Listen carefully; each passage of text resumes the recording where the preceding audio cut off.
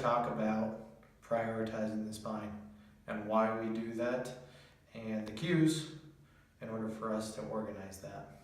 Okay, so one of the main reasons that we organize the spine is obviously to protect it.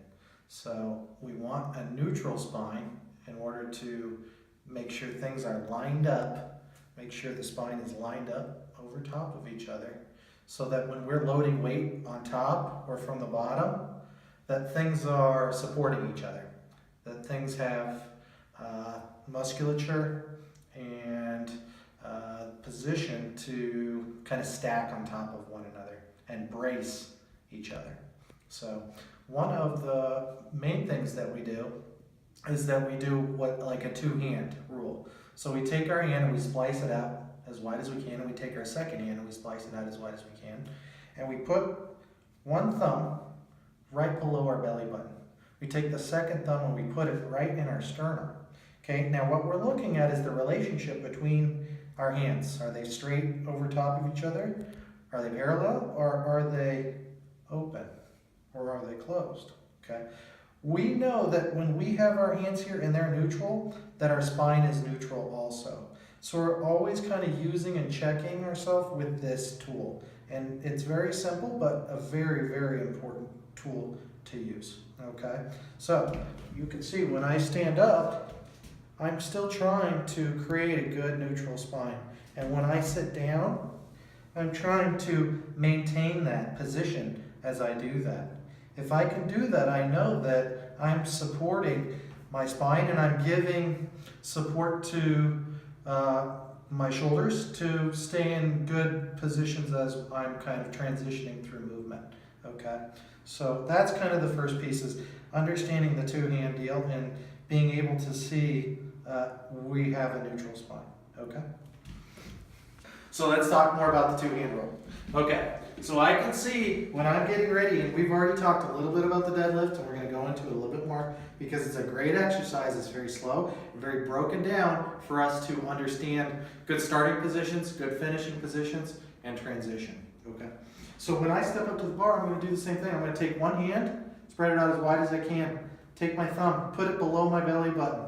Take the next hand, I'm going to put it right at my sternum. Okay, now I'm looking at my hands. Are they neutral? They are. That's how I know that my spine is neutral and everything is stacked straight on top of each other. Okay, it's not open and it's not closed. Okay, okay.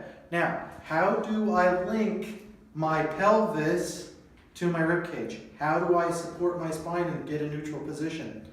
I squeeze my butt.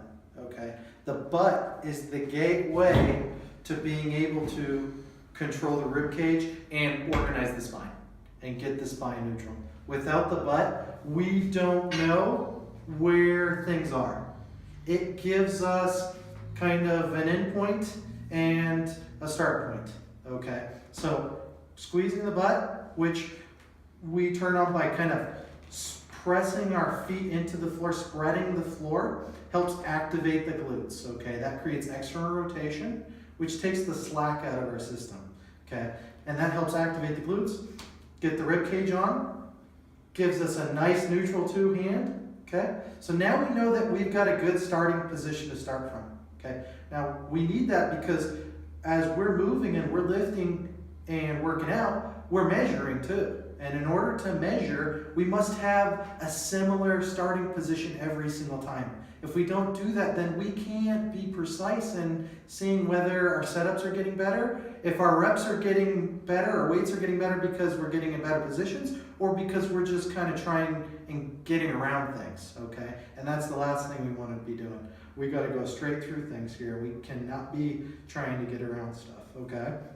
So we're gonna screw our feet into the floor. We've got our pelvis on, or our butt on, which is controlling our pelvis, which is helping to us connect to the rib cage, which is helping us organize the spine. Okay. Then we're going to do the same thing with the shoulders. We're going to screw the shoulders back and down. That's going to take the rest of the slack out from the top to the middle. Okay.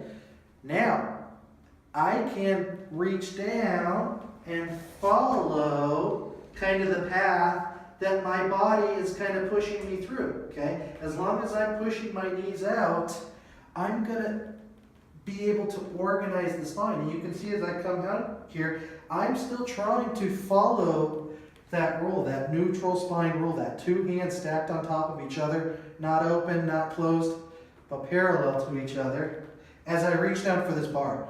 And again, that's because I know that when I do that, that my spine is neutral, and that is giving me an opportunity to get a good neutral lift, to get into a good position, a good starting position, to be able to get into a good finishing position, okay?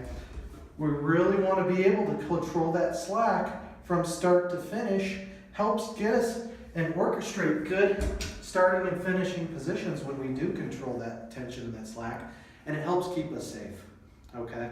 So let's start there, guys. Let's keep working on that. We'll have more for you as we go here, and keep going, keep working.